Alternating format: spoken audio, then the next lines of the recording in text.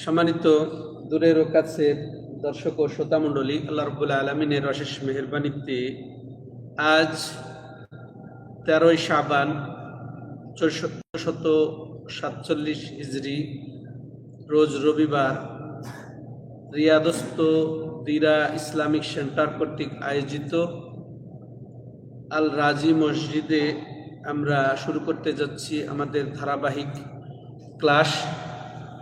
ইমাম ফজিলত সামাহাতুল শেখ আব্দুল আজিজ বিন আবদুল্লাহ বিন বাজ রাহিমাহুল্লাহ রচিত আদ-দুরুস আল মুহিম্মা লিআম্মাতিল উম্মাহ, মানে সাধারণ মুসলিমদের জন্য গুরুত্বপূর্ণ বিষয়সমূহের উপরে এই ধারাবাহিক ক্লাস। ইতিপূর্বে আমরা 12টি ক্লাস উপভোগ করেছি। আজকে 13তম ক্লাসে আমরা ইমানের রোকনের বাকি অংশগুলা শুনব। ইতিপূর্বে আমরা মূলত প্রথম রোকন কালেমায়ে শাহাদাতের ব্যাখ্যা শুনেছি, তারপরে সলাতেরও আমরা আংশিক করেছি। সলাত থেকে আমরা আবার পুনরাবৃত্তি করব। 4টি রোকনই আমরা সংক্ষেপে আলোচনা শুনবো আজকে। আপনারা একটু ধৈর্য ধরবেন। তো লেখক রাহিমাহুল্লাহ বলছেন যে আমাদের যিনি সাধারণ মুসলমানদের জন্য দার্স দেবেন, শিক্ষা দেবেন, তার উচিত হবে বাকি রোকনগুলা কমপ্লিট করা। মানে প্রথম রোকনের আলোচনার পরে উনি বলছেন এরপরে বাকি রোকন উনি কমপ্লিট করবেন। তার বাকি রোকনগুলা কি? as-সালাত, az-যাকাত, তারপরে সিয়াম, হজ, 4টি। এই কালেমায়ে শাহাদাতের এই 4টি। তো এগুলা আসলে এর গুরুত্ব অপরিসীম রয়েছে। তো এর গুরুত্ব আরোপ করা হবে। আর সালাত ইসলামের 5টি রোকনের অন্যতম রোকন, বা সালাতের পরে 1 নাম্বার রোকন বলা হয়। যে যেমন রাসূল আমরি আল ইসলাম উমুদুহু আস-সালাহ, যে দিনের যেটা আসল, দিনের মূলই হচ্ছে ইসলাম। আর ইসলামের মেরুদণ্ড একমাত্র খুঁটি হচ্ছে সালাত। তাহলে সালাতের গুরুত্ব এখান থেকে বোঝা যায়।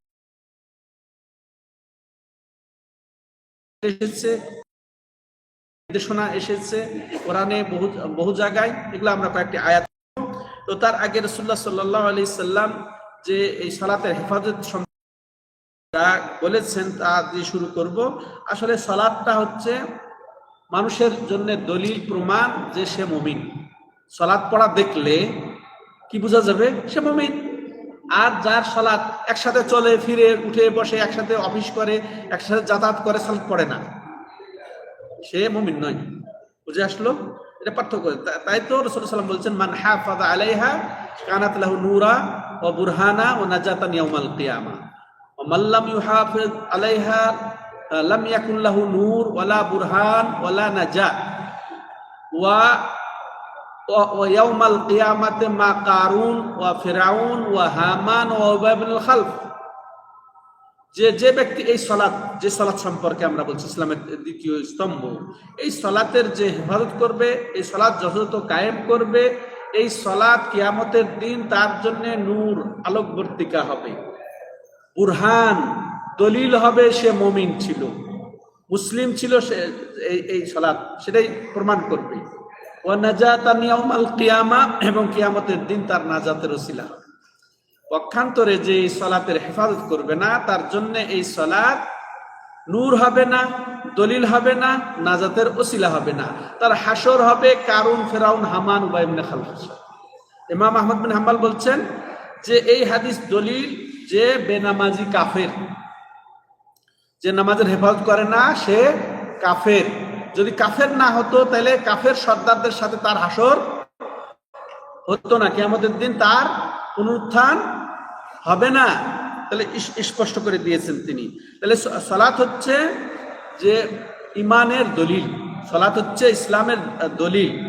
আর আসলে ওই মসজিদ যে বানানো হয়েছে কিসের জন্যে? এই সালাত কায়েমের জন্য। আর সালাত যে আবাদ করে সে কে? সে মুমিন। যার ঈমান আছে আল্লাহর উপরে, পরকালের উপরে। যেমন আল্লাহ রাব্বুল আলামিন ইন্নামা ইয়া'মুরু মাসাজিদাল্লাহি মান আমানা বিল্লাহি ওয়াল ইয়াউমিল আখির ওয়া আকামাস সালাহ, সূরা তাওবা 18 নম্বর আয়াত, যে নিশ্চয় আল্লাহর মসজিদগুলা তারাই আবাদ করে যারা আল্লাহর প্রতি ঈমান রাখে, পরকালের প্রতি ঈমান রাখে আর সালাত কায়েম করে। সালাত না কায়েম করলে ঈমানও থাকবে না পরকালের প্রতি আর আল্লাহর প্রতি, আর এরাই আসলে মসজিদে আসলে না মসজিদ আবাদ হবে, তাই না? আমরা স্পষ্ট তাহলে সালাতের গুরুত্ব অপরিসীম। সালাতই এমনই একটি ইবাদত যেটা দুনিয়াতে ফরজ হয় নাই, এবং কোনো মাধ্যমে ফরজ হয় নাই। অন্য যাকাত বলেন, সিয়াম বলেন, হজ বলেন, জিহাদ বলেন, পর্দা বলেন, সব মাধ্যম দিয়ে। কিসের মাধ্যমে? যে আল্লাহ ওয়াহির মাধ্যমে জিবরিল মারফত ফরজ করেছেন কোথায়? দুনিয়াতে, মক্কাতে না হয় মদিনাতে। কিন্তু সালাতই এমনই একটি ইবাদত যেটা দুনিয়াতে ফরজ হয় নাই, বরং আল্লাহ রাব্বুল আলামিন তার প্রিয় খলিল মুহাম্মদ সাল্লাল্লাহু আলাইহি সাল্লামকে স্পেশাল ভাবে তিনি দুনিয়া থেকে উঠিয়ে নিয়ে তার সান্নিধ্যে নিয়ে সরাসরি 50 ওয়াক্ত ফরজ করেছিলেন। কিন্তু পারবে না এই দয়ায় রাসূল সাল্লাল্লাহু আলাইহি ওয়াসাল্লামও আবেদন করলেন বারবার। এরপরে তিনি 50 ওয়াক্তের জায়গায় 5 ওয়াক্ত করে দিয়েছেন।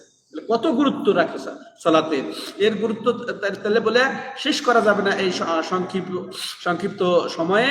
এই সালাত যে ঠিক রাখলো সে পরকালে মাশাআল্লাহ লাভবান সফল হবে। যে সালাত ঠিক রাখলো না, হেফাজত করলো না, সে পুরা অকৃতকার্য, সে ব্যর্থ, সে ক্ষতিগ্রস্ত। যেমন রাসূলুল্লাহ সাল্লাম বলেছেন, জাওয়ালু মা ইউহাসাবু বিল আবদু ইয়াউমাল কিয়ামাহ আস-সালাত। সর্বপ্রথম কিয়ামতের দিন যার হিসাব নেওয়া হবে সেটা হচ্ছে সালাত। ওয়াইজা সালাহাত সালাহা কুল্লু, ওয়াইজা ফাসাদাত কুল্লু। যে যদি এই সালাতের হিসাব ঠিক থাকে তাহলে তার সব হিসাব ঠিক থাকবে। যদি সালাত হিসাব ব্যর্থ হয় তাহলে সব তার হিসাব ব্যর্থ হয়ে যাবে। সম্মানিত দর্শক ও শ্রোতা বন্ধুরা, আর এই সালাতেরই হেফাজতের ব্যাপারে আল্লাহ রাব্বুল আলামিন বলছেন, হাফিজু আলাস সালাওয়াতি ওয়াস সালাতিল উস্তা ওয়া কুমু লিল্লাহি কানিতিন। তোমরা এই সালাত সমূহের হেফাজত করো, বিশেষ করে আসরের সালাতের হেফাজত করো, যেটা অগ্রাধিকার। আকিমুস সালাহ ওয়া আতুজ যাকাত, বহু আয়াতে রয়েছে। তেমনি আল্লাহ রাব্বুল আলামিন বলেছেন যে আমাদের প্রত্যেককে আমর আহলাকা বিসসালাহ ওয়াস্তাবির আলাইহা, তোমরা তোমাদের পরিবারকেও সালাত কায়েমের জন্য হুকুম করো, ওয়াস্তাবির আলাইহা, এবং এর উপরে তোমরা ধৈর্য ধরো, ধৈর্য ধরো। তাহলে সালাত আমাদের অবশ্যই নিজে আদায় করতে হবে, পরিবারকেও নির্দেশ দিতে হবে, এবং নির্দেশ সব সময় দিয়ে যেতে হবে। এই নয় যে কখনো কখনো বলবো না, সব সময় আমাদেরকে নামাজের হুকুম দিয়ে যেতে হবে। তেমনি দেখেন আর দুটি আয়াত বলি এই মর্মে, যে খালাফা মিন বাদিন খালফুন আদাউস সালাহ ওয়াত্তাবুশ শাহাওয়াত ফাসাউফা ইয়ালকাউনা গায়্যা। আসলে এক এমন অপদার্থরা, এর আগে নবী রাসূলদের কথা, নেককারদের কথা আল্লাহ রাব্বুল আলামিন আলোচনার পরে বলছেন, আসলে এক এমন অপদার্থরা যারা দুটি অপরাধ করেছে, যারা কি করেছে? সালাত নষ্ট করেছে এবং নিজের প্রবৃত্তি অনুসরণ করেছে। তো এদের পরিণাম কি? অতি সত্বর এরা গাইয়াতে মিলিত হবে, গাইয়া প্রত্যক্ষ করবে। গাইয়া কি? জাহান্নামের গভীর গর্ত, যার মধ্যে জমা হবে এই জাহান্নামীদের পুজ এবং রক্ত। ওইখানে মিলিত হবে কারা? যারা সালাত নষ্ট করেছে। নষ্ট করার অর্থ কি?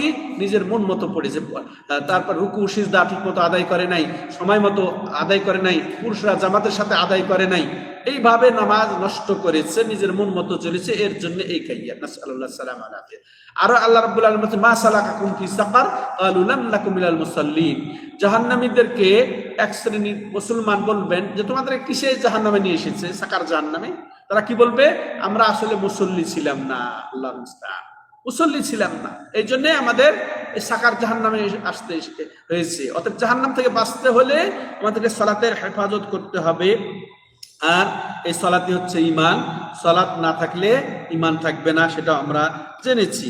তাহলে এই যে আসলে সালাতের যে হেফাজত করা, সালাত যে কায়েম করা, এর উদ্দেশ্য কি?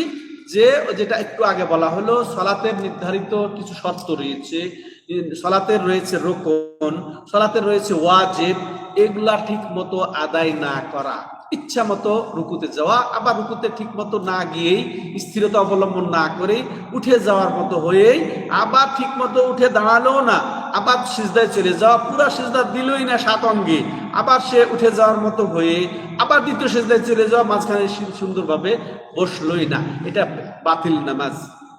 এই নামাজকে রাসূলুল্লাহ সাল্লাল্লাহু আলাইহি ওয়াসাল্লাম রিজেক্ট করেছেন, এটা বাতিল করে ঘোষণা করেছেন। তাহলে রুকু ঠিক মতো দেওয়া, রুকু একেবারে স্থিরতা অবলম্বন করা, রুকু থেকে সুন্দরভাবে মাথা উঠিয়ে একেবারে সোজা সুজি দাঁড়িয়ে যাওয়া, হ্যাঁ, হাড্ডি আপন আপন জায়গায় পৌঁছে যাওয়া, রুকুতে ততক্ষণ দেরি করা যতক্ষণ অতক্ষণ আবার দাঁড়িয়ে থাকা, তেমনই সিজদা অতক্ষণ, তেমন 2 সিজদার মাঝেও অতক্ষণ অবস্থান নেওয়া, স্থিরতা, এগুলো হচ্ছে নামাজ। এগুলা না করলে নামাজ নষ্ট, আর এরকম নামাজ পড়লে তার পরিণাম হচ্ছে গাইয়ে নাসাল্লাহ সাল্লাম আলাফিয়া। তো এগুলো হচ্ছে নামাজ। আর নামাজের মধ্যে আমরা এমন অবস্থা সৃষ্টি করার চেষ্টা করব যে আমি আল্লাহকে দেখছি, আর আল্লাহ না দেখলেও বা আমি আল্লাহকে না দেখলেও আল্লাহ আমাকে দেখছেন, ঠিক আছে, ইহসানের সাথে, খুশুর সাথে, অন্তরের স্থিরতা নিয়ে আমি যা মুখে বলছি এবং যা কাজে করছি এটা অন্তরও যেন অনুধাবন হয়। আমার অটোমেটিক গাড়ি ছেড়ে দিয়েছি, গাড়ি চালালে যেরকম হয়, হ্যাঁ, অটোমেটিক চলে যাচ্ছে, আমার চিন্তা টেনশন অন্যদিকে, আমি কথা বলছি অন্যদিকে, তো আমার কোনো সমস্যা হয় না। কিন্তু সালাত তো আমাদের ওই একই অবস্থা।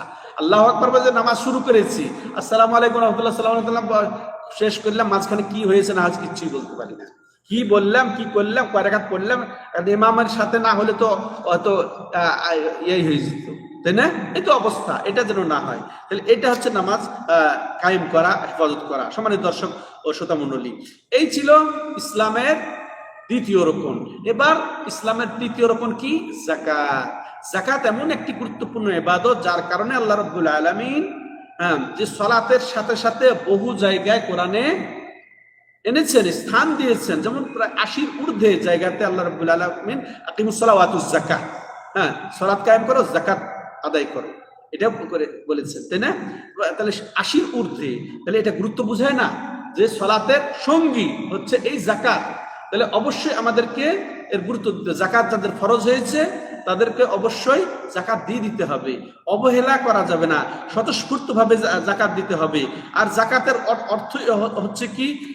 এই যাকাত শারীরিক পবিত্রকরণ এবং মানসিক পবিত্রকরণ, মানুষের অন্তরকেও আল্লাহ রাব্বুল আলামিন পবিত্র করেন, এবং এই যাকাত মানুষের দেহ পবিত্র হয়, তেমন তার এই মালটাও, যে মালের যাকাত দিবে এই মালটাও এইটা পবিত্র হয়, এবং এই মালেরও বরকত হয়, এবং তার মধ্যেও ওই ব্যক্তির মধ্যে যে যাকাত দিবে তার জন্য এই বরকত নিহিত রয়েছে এই যাকাত প্রদানের মাধ্যমে। সম্মানিত দর্শক ও শ্রোতা মণ্ডলী, যেমন রাসূলুল্লাহ সাল্লাল্লাহু আলাইহি সাল্লাম বলেছেন, মা নাকাসাত সাদাকাতুন মিন মাল, যে এই যাকাত দেওয়া এটা মাল কমে না, এই সাদকা দেওয়া, যাকাত দেওয়া, এটা মাল কমে না মানুষের, এটা বরকত হয়।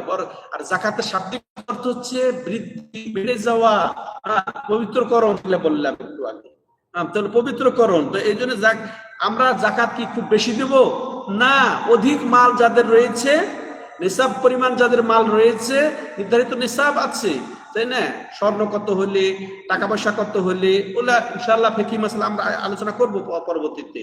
তো এটা বেশি মাল হলে, বেশি মাল থেকে অল্প, এটা যাকাত সম্মানিত দর্শক ও শ্রোতা মণ্ডলী। আর এটা আসলে এই মুমিনদের মধ্যে, মুসলিমদের মধ্যে ধনীদের থেকে উঠিয়ে, এই যাকাত উঠিয়ে কালেকশন করে এই মুসলমানদের দরিদ্রদের মধ্যে বন্টন করতে হয়, তাই না? এর মধ্যে আবার অনেক উপকারিতা রয়েছে। এই যে যাকাত দিলাম, এর অনেক উপকারিতা রয়েছে। এটা অনেক উপকারিতা, নিজের ব্যক্তিগত উপকার, সামাজিক উপকার, পারিবারিক উপকার, তারপরে অন্য মানুষের উপকার অনেক রয়েছে। যেমন এই যাকাত দেওয়ার ফলে মানুষের মধ্যে মহব্বতের সৃষ্টি হয়।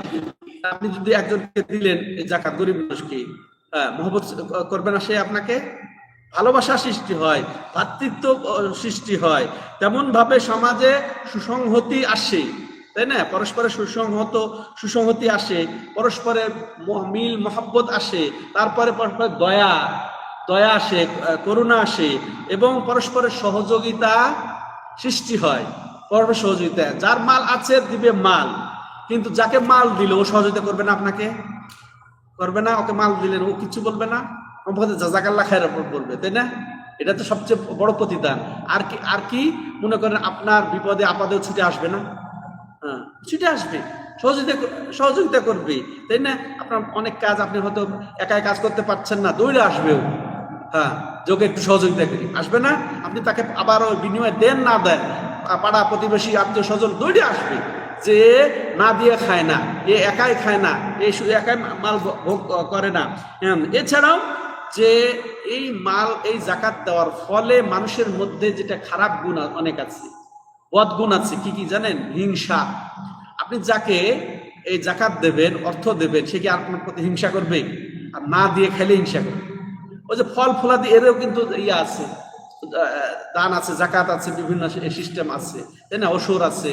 তো আপনি যদি দিয়ে খান তাহলে ও আর হিংসা করবে? আর না দিলেই হিংসা, আর হিংসা হলে একেবারে ওটা বদনজর লেগে যায়, ওটা বরকত শূন্য হয়ে যায়, ক্ষতিগ্রস্ত হতে হতে হতে পারে। তাহলে এগুলো আছে। তেমনি শত্রুতা সৃষ্টি হয় যদি মানুষকে না দেন, আপনি দান খয়রাত না করেন, জাকাত না দেন, তাহলে অবশ্যই শত্রুতা সৃষ্টি হবে, আপনার ক্ষতি করার চেষ্টা করবে। আর ও আপনি দিচ্ছেন না, ও অভাবী, বড় কি করবে? চুরি করবে, ডাকাতি করবে। আর যখন আপনি দিচ্ছেন, তাদের হক আদায় করছেন, তখন আর ওটা করতে হবে তাকে? করবে না, বরং আপনাকে পাহারা দেবে বেশি, তাই না? সে বন্ধুতে পরিণত হয়ে যাবে। আর যদি না দেওয়া হয় তাহলে সে শত্রুতে পরিণত হবে। তেমনি ভাবে এটা ইসলামের একটা অন্যতম বৈশিষ্ট্য, আদর্শ। এটা বৈশিষ্ট্য, এটা এটা মহান মহৎ বৈশিষ্ট্য। এটা বাস্তবায়নের ফলে মাশাআল্লাহ যে সামাজিক ভারসাম্য এসে যায়, কল্যাণ সৃষ্টি হয়, এবং মানুষের এই যে বলছিলাম যে পারস্পরিক সংহতিটা এমন শক্তিশালী হয়ে যায়, যে শক্তিশালীটা করার জন্য আল্লাহ রাব্বুল আলামিন এই জাকাত ফরজ করেছেন। যেটা একটু আগে বলা হলো যে আল্লাহ সালাত কায়েম করতে বলেছেন, জাকাত দিতে বলেছেন, জাকাত আদায় করতে বলেছেন। তেমনি লম্বা হাদিসে এসেছে, যেটা সহিহ বুখারী, মুসলিম, আব্দুল্লাহ ইবনে আব্বাস থেকে বর্ণিত, যে সাদাকাতান তুখাযু মিন আগনিয়াইহিম ওয়া ফাতুরাদ্দু আলা ফুকারাইহিম। এই সাদাকা এমন দান যেটা ওই মুমিনদের, ধনীদের কাছ থেকে গ্রহণ করে ফকিরদের মধ্যে, অভাবীদের মধ্যে, মিসকিনদের মধ্যে বন্টন করে দেওয়া হয়, তাই না? তাদেরকে দিয়ে দেওয়া হয়। তাইলে এটা মহৎ, এটা ফরজের কাজ, অথবা আমাদেরকে এটা দিতে হবে। অতএব যার কাছে নিসাব পরিমাণ মাল আছে, নিসাব ওটা নির্ধারিত একটা পরিমাণ ধার্য করে দিয়েছেন রাসূলুল্লাহ সাল্লাল্লাহু আলাইহি সাল্লাম, তাই না? ওরকম গরু যদি থাকে, তারপরে ছাগল যদি থাকে, এরও জাকাতের সিস্টেম, হ্যাঁ, রাসূলুল্লাহ সাল্লাল্লাহু সিস্টেম করতে, যদি ওই নিসাব পরিমাণ হয়ে যায়, তাহলে ওটা ফরজ ভিত্তিতে জাকাত আদায় করতে হয়। সম্মানিত দর্শক ও শ্রোতা মণ্ডলী, আর এই জাকাত আমরা মনে করব না যে এটা জরিমানা। হ্যাঁ, এটা আমার মাল, আমি দিয়ে দিব মানুষকে, এটা কথা হইলো পকেট থেকে মাল দিয়ে দিব না, এটা এরকম জরিমানা মনে করা যাবে না। হ্যাঁ, বরং স্বতঃস্ফূর্ত অন্তরে যে আল্লাহ আমাকে দিয়েছেন, এত মাল হয়েছে, যার কারণে তো আমি দিতে পারছি, এটা আনন্দ চিত্তে দিতে হবে, মহব্বতের সাথে দিতে হবে, ভালো মন নিয়ে দিতে হবে, আর এটা আল্লাহর সন্তুষ্টি সাধনের জন্য দিতে হবে, আল্লাহর নৈকট্য অর্জন করব এর বিনিময়ে, এই নিয়তেই দিতে হবে, যেন আমি পরকালে মহা সফলতা অর্জন করতে পারি জাকাত দিয়ে, এই নিয়তেই দিতে হবে। তো এর মর্মে হাদিসও এসেছে যে আমরা যদি আল্লাহ যা ফরজ করেছেন, এই ফরজগুলোর মাধ্যমে যদি আমরা আল্লাহর নৈকট্য অর্জন করি, সেটি আল্লাহর সবচেয়ে বেশি পছন্দনীয়। সম্মানিত দর্শক, এই ছিল জাকাতের গুরুত্ব সম্পর্কে দুটি কথা। বিস্তারিত ইনশাআল্লাহ ওই ফিকি অন্য বইয়ে, জাকাত সম্পর্কে বই আছে, ইনশাআল্লাহ আমরা পরবর্তীতে কিছু আলোচনা আরো করব। এবার চতুর্থ যেটা ইসলামের রোকন, সেটার দিকে যাব, আর সেটা আমাদের সামনে রমজান মাস, সেটাও আসছে, এটা একটু হয়তো বলবো। তো সিয়াম, চতুর্থ ফরজ হচ্ছে সিয়াম। সিয়াম এটার অর্থ হচ্ছে বিরত থাকা। সিয়ামের অর্থ কি? বিরত থাকা। কিসের থেকে বিরত থাকা? পানাহার থেকে, খাদ্য খাবার, হালাল খাদ্য খাবার, এর থেকেও বিরত থাকা। এটা শুধু পানাহার থেকে বিরত থাকা না, আরো রোজা ভঙ্গের যত কারণ আছে, হ্যাঁ, খাদ্য পানীয় সহ আরো রোজা ভঙ্গের যত কারণ আছে এগুলো সব থেকে সুবে সাদেক ফজর উদয় থেকে নিয়ে সূর্য ডোবা পর্যন্ত বিরত থাকা কিসের নিয়তে? আল্লাহর সন্তুষ্টির নিয়তে। আল্লাহকে খুশি করব, আল্লাহকে পাবো, আল্লাহকে দেখব, এই নিয়তে এই নির্ধারিত বিরত থাকার নাম কি?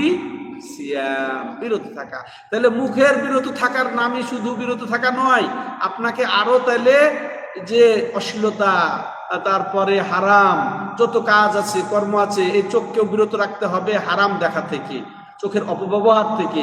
কানকে বিরত রাখতে হবে কানের অপব্যবহার, গান বাজনা এগুলা শোনার থেকে। মুখকে বিরত রাখবো খাদ্য খাবার থেকে শুধু নয়, মুখ দিয়ে কাউকে গালি দেব না, হ্যাঁ, কাউকে কষ্ট দেব না, গীবত করব না, অপবাদ দেব না।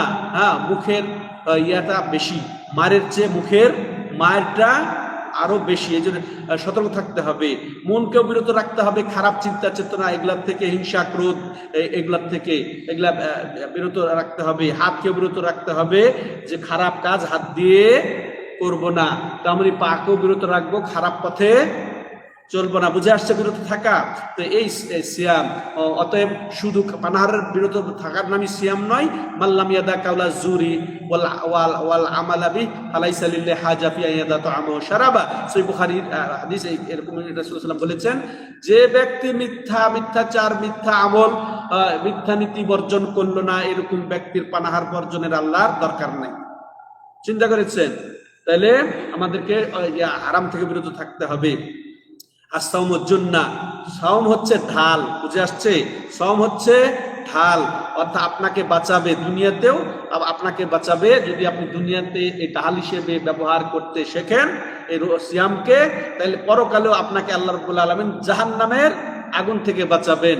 পরকালে এই দুনিয়াতে যদি আপনি সিয়াম আছেন, যে ফাইদা কানা ইয়াউমু সাওমি আহাদিকুম ফালা ইয়ারফুস ওয়ালা ইয়াসখাব ফাইন সাব্বাহু আহাদ আও কাতালা ফালিয়াকুল ইন্নী মুরউন সায়েম, যে আসিয়াম ও জুন্নাত, রোজা যেহেতু ঢাল, অতএব তোমাদের যে সিয়ামরত, সিয়াম পালন করবে, সে যেন কোনো মন্দ কাজ, মন্দ কথা শরীক না হয়, অশ্লীলতায় শরীক না হয়, হারামে শরীক না হয়, ঝগড়া বিবাদে শরীক না হয়। কেউ যদি তাকে গালি দেয়, সে যেন বলে আমি রোজাদার। ঠিক আছে? এটা তাহলে বিরত রাখলো কিনা? আপনি যখন দেখলেন যে ও অন্যায় করছে, আমিও তার সাথে আবার অন্যায় না করি, সে আমাকে অন্যায় ভাষায় গালি দিচ্ছে, আপনি অন্যায় ভাষায় গালি না দিয়ে কি বলবেন আপনাকে? আমি রোজা আছি, আমি তোমার মতো আমি বলতে পারবো না। তাইলে এই যে কি কারণে আপনি এটা করলেন? আপনি সিয়ামের আপনি গুরুত্ব বজায় রাখলেন, এর সদ্ব্যবহার করলেন। তাইলে এই জন্য আপনাকে আল্লাহ রাব্বুল আলামিন জাহান্নামের আগুন থেকেও রক্ষা করবেন। সম্মানিত দর্শক, এর মর্মে ইনশাআল্লাহ আরো অনেক বয়ান শুনবেন। মান সামা রমাদানা ঈমানান ওয়া ইহতিসাবা গুফিরা লাহু মা তাকাদ্দামা মিন যামবি, ঈমানের সাথে নেকির আশায় যে আল্লাহ রাব্বুল আলামিন এর নেকি দিবেন, এর উপর ঈমান, হ্যাঁ, তো তাইলে তার আল্লাহ বিগত জীবনের গুনাহ খাতা মাফ করে দিবেন। ঠিক আছে? তাইলে আমরা এই মিলতে, আর এই সিয়াম রমজানের সিয়াম, হ্যাঁ, এটা ফরজ, 12 মাসের মধ্যে 1 মাস। এটা ফরজ হয়েছিল 2য় হিজরিতে। আল্লাহ রাব্বুল আলামিন ফরজ করেছেন কত হিজরিতে? 2য় হিজরিতে রমজান ফরজ হয়েছিল। তো রমজান প্রথমে ইখতিয়ার, যে ফিদিয়া দিয়েও সারতে পেরেছে, রোজার উপবাস থেকেও সে সারিয়েছে, এরপরে যে তাকে রাখতে হবে রমজান মাস আসলে সেই জন্য শাহিদা মিনকুম শাহরা ফালিয়াসুমহু, যে রমজান মাস প্রত্যক্ষ করবে, হাজির হয়ে যাবে রমজানে, সে যেন সিয়াম পালন করে। এটা ফিদিয়া ছাড়াই একেবারে পূর্ণ। এর অনেক মাসলা মাসাইল আছে, ইনশাআল্লাহ আমরা শুনবো। আপনারা সেন্টারে যান নিয়মিত, এগুলো শুনবো, যেহেতু এটা অন্য বিষয়ের দার্স, তো আমরা ওদিকে আর যেতে পারছি না। যেহেতু এই সিয়াম আল্লাহ রাব্বুল আলামিন আমাদের ফরজ করেছেন, যেমন সূরা বাকারা আল্লাহ রাব্বুল আলামিন বলেছেন, ইয়া আইয়ুহাল্লাযীনা আমানু কুতিবা আলাইকুমুস সিয়ামু কামা কুতিবা আলাল লাযীনা মিন ক্বাবলিকুম লাআল্লাকুম তাত্তাকুন। সূরা বাকারা 183 নম্বর আয়াতে আল্লাহ কি বলছেন? যে ওহে ঈমানদারগণ, তোমাদের উপরে সিয়ামকে আল্লাহ ফরজ করে দিয়েছেন, যেমন তোমাদের পূর্বের পূর্বপুরুষদের উপরে ফরজ করা হয়েছিল, শুধু তোমাদের উপরে না, পূর্বপুরুষদের উপরে ফরজ করা হয়েছিল। লাআল্লাকুম তাত্তাকুন, কারণটা কি?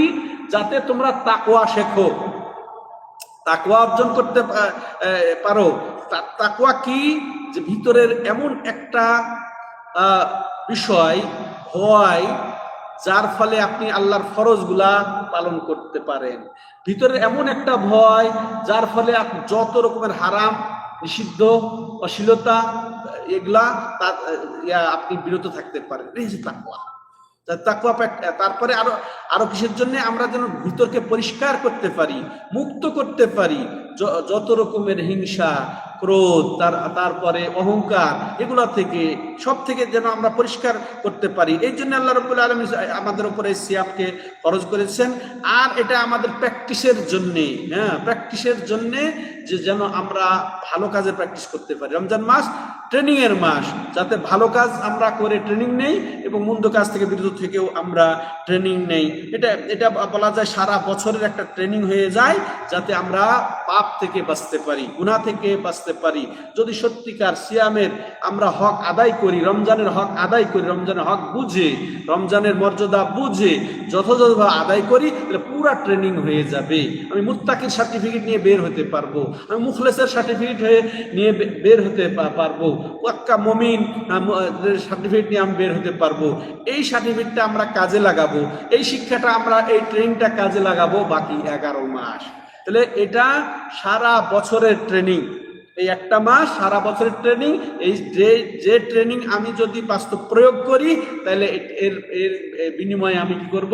সারা বছর গুনাহ থেকে আমি বেঁচে চলতে পারবো, হারাম থেকে আমি বেঁচে চলতে পারবো, অন্যায় থেকে আমি বেঁচে চলতে পারবো।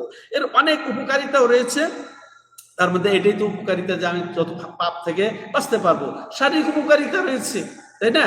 এই যে শারীরিক, ডাক্তার এখন পরামর্শ দেয় না, হ্যাঁ, ফাস্টিং বলে চিৎকার করছে সব ইয়েরা, হ্যাঁ। তো এগুলা আমার শারীরিক উপকারিতা হবে, মানসিক উপকারিতা হবে। আমি গরিবের অভাব বুঝবো, যে না খেয়ে কেমন লাগে দেখো রমজান মাসে আমার খাদ্য খাবার আছে পর্যাপ্ত, এটা ভালো লাগে না ওটা আছে, ওটা ভালো লাগে ওটা আছে, কত রকমের আইটেম আছে, কিন্তু আমি খাচ্ছি না কি জন্যে? আল্লাহর হুকুম পালনের জন্য। এটাতে কি তাহলে আমার একটা ট্রেনিং হয়ে গেল, যে গরিবরা যাদের খাদ্য খাবার নাই, যারা অসহায়, তাদের অবস্থা কি হয়, দুর্ভিক্ষে কি হয়, সেটা আমরা বুঝবো। এটা আমার শিক্ষা হবে, সম্মানিত দর্শক ও শ্রোতা মণ্ডলী। এবার পঞ্চম রোকন হচ্ছে কি? হজ। পঞ্চম রোকন কি? হজ। হ্যাঁ, তো কোনো বর্ণনায় হজকে আগে আনা হয়েছে, এই বর্ণনায় যেটা বললাম সেটা আবার হজকে পরে লাস্টে আনা হয়েছে। তো এই দুটার কোনো সমস্যা নেই। কিন্তু আমরা ওই যে ইসলামের রোকনগুলা, কালেমে শাহাদাতাইন যেটা, ওটা 1 নাম্বার। তারপরে জাকাত সাধারণত বেশি এসেছে, এরপরে সিয়াম 1 নাম্বার, তারপরে সালাত, এটা একেবারে শাহাদাতাইনের পরেই সালাত, তারপরে জাকাত, এরপরে সিয়াম, তারপরে হজ। তাহলে পঞ্চম হচ্ছে হজ। হজও ইসলামের 5টি রোকনের একটি রোকন। এটা জীবনে যাদের সামর্থ্য আছে, ওই সমস্ত মুসলমানদের জন্য কি জীবনে একবার ফরজ, যতই সম্পদশালী হোক না কেন, একবার করে নিলে তার ফরজ আদায় হয়ে যাবে। এরপর যত করবে সে নফল হিসেবে সব পাবে। আর হজের যেগুলো ফরজ, সেগুলো যদি মাবরুর হয়, কবুল হজ হয়, তাহলে তারও যে গুনাহ খাতা মাফ হয়ে যাবে, ওটা ঠিক আছে। কিন্তু ফরজ একবারই, ঠিক এটা এমন ভাবে সে, যেমন রাসূলুল্লাহ সাল্লাল্লাহু আলাইহি ওয়াসাল্লাম বলেছেন, মান হাজ্জা ফালাম ইয়ারফুস ওয়ালাম ইয়াফসুক রাজা মিন যুনুবিহি কাওয়ালাদাতু উম্মুহ, যে হজ করলো, হজে কোনো গুনাহে লিপ্ত হলো না, সে এমন ভাবে হজ থেকে প্রত্যাবর্তন করবে যেন আজকে তার মা তাকে জন্ম দিয়েছে। এই হচ্ছে হজ। হ্যাঁ, তারপরে রাসূলুল্লাহ সাল্লাল্লাহু আলাইহি ওয়াসাল্লাম বলছে যে লিল্লাহি আল-নাসি হিজ্জুল বাইতি মান ইসতাতা ইলাইহি সাবিলা ফামান কাফারা ফাইনাল্লাহা গানিয়্যুন আনিল আলামিন, যে মানুষের মধ্যে যাদের সামর্থ্য আছে তাদের উপরে আল্লাহর ঘর জিয়ারত করা, অর্থাৎ হজ করা ফরজ। হ্যাঁ, যাদের সামর্থ্য আছে, সামর্থ্য হচ্ছে এই যে অর্থ, যাতায়াতের সামর্থ্য, তারপর শারীরিক সামর্থ্য, মহিলাদের আবার মাহরামও আছে, সাথে যাওয়ার লোকও আছে নিজস্ব, যাদের সাথে বিবাহ চিরতরে নিষিদ্ধ বা স্বামী এরকম থাকলে তাদের উপরে ফরজ। কিন্তু ফরজ হওয়া সত্ত্বেও যে হজ করলো না, হজকে অবহেলা করলো, অবজ্ঞা করলো, তো আল্লাহ তার হজ থেকে কেন, আল্লাহ সমস্ত জাহান থেকেই মুখাপেক্ষীহীন, হ্যাঁ, কারো মুখাপেক্ষী নন, আল্লাহ তার হজের মুখাপেক্ষী নন, আমাদের সালাতেরও মুখাপেক্ষী নন, কোনো ইবাদতের আল্লাহ মুখাপেক্ষী নন। তো আল্লাহ এই আল্লাহ রাব্বুল আলামিন বলেছেন, রাসূল আমাদেরকে এই বলেছেন যে যাদের হজ ফরজ হয়েছে দ্রুত হজ করে নেওয়া দরকার। এরও অনেক উপকারিতা রয়েছে। সেটা কি? দুনিয়ার উপকারিতা রয়েছে, আখিরাতের উপকারিতা রয়েছে, তাই না? দুনিয়ার উপকারিতায় ব্যবসা বাণিজ্য করা যায়, হজে আসলে জায়েজ আছে। আর আখিরাতের উপকারিতা, আখিরাতকে স্মরণ, আখিরাতের স্মরণ হয়, আখিরাতের পাথর হয়, গুনাহ খাতা মাফ হয়ে যায়। হ্যাঁ, অনেক রকমের আছে। সম্মানিত দর্শক ও শ্রোতা মণ্ডলী, এই ছিল ইসলামের 5টি রকমের সংক্ষিপ্ত বর্ণনা। তো এই 5টি রকম, এগুলা হচ্ছে মূল ভিত্তি, ইসলামের মূল ভিত্তি, মূল খুঁটি।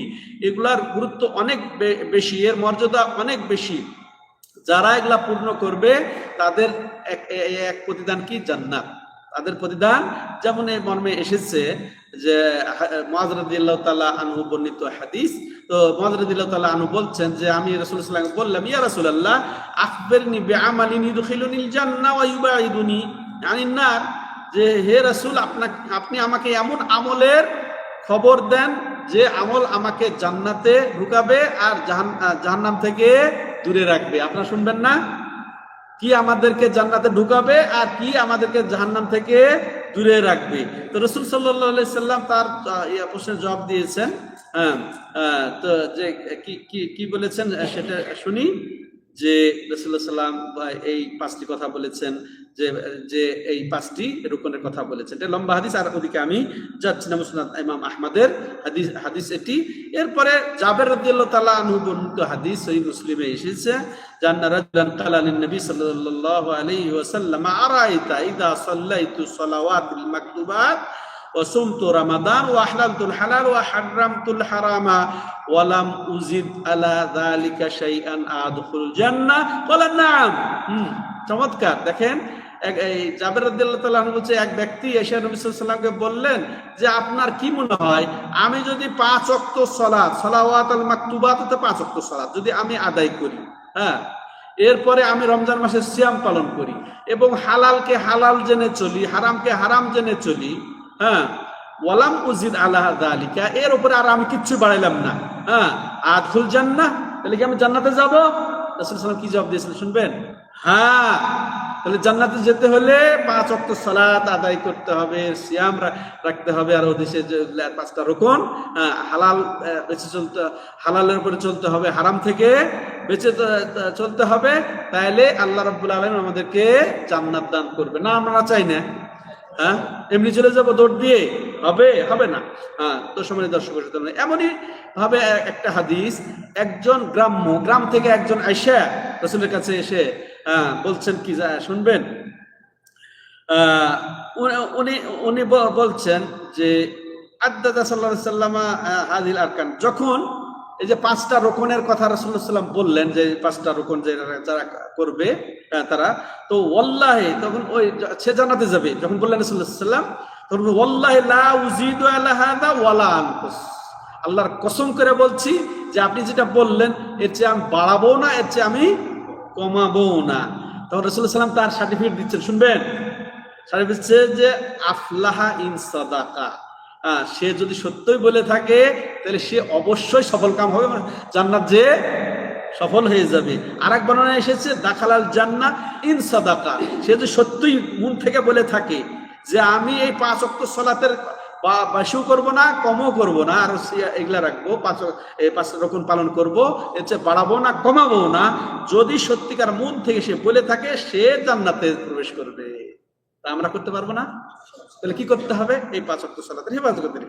এই 5টি, এই যে ভিত্তি যেগুলা বলা হল, সম্মানিত দর্শক ও শ্রোতা মণ্ডলী, তো এটা আমাদের প্রত্যেক মুসলমানের হেফাজত করা। তারপরে হজ ফরজ, সে হজ করবে, সবার হজ ফরজ না, সব সময় না, যাকাতও তাই, হ্যাঁ, যাকাত যার ফরজ সেই দেবে, সব সময়, প্রতিদিন না, প্রতি মাসে না, তাই না, বছরে একবার, বা কিছু ওসর আছে সিজনালি, ওগুলা করবে। তাহলে সালাতই এমন একটি ইবাদত, যেটা আবার ফিরে যাচ্ছি, যে এটা প্রত্যেক দিন 5 বার 5 ওয়াক্ত লাগবেই। যাকাতও এরকম নয়, সিয়ামও এরকম নয়, হজও এরকম নয়, যেটা আমরা জানি। হাদিসে কুদসিতে যেমন এসেছে, আল্লাহ রাব্বুল আলামিন যা ফরজ করেছেন এর মাধ্যমে নৈকট্য অর্জন করা আল্লাহর কাছে বেশি পছন্দনীয়। বুঝে আসছে? তাহলে ফরজ এগুলা রোকনগুলা আমরা কখনো মিস দিব না। এই ছিল ইসলামের 5টি রোকনের বর্ণনা সংক্ষিপ্ত।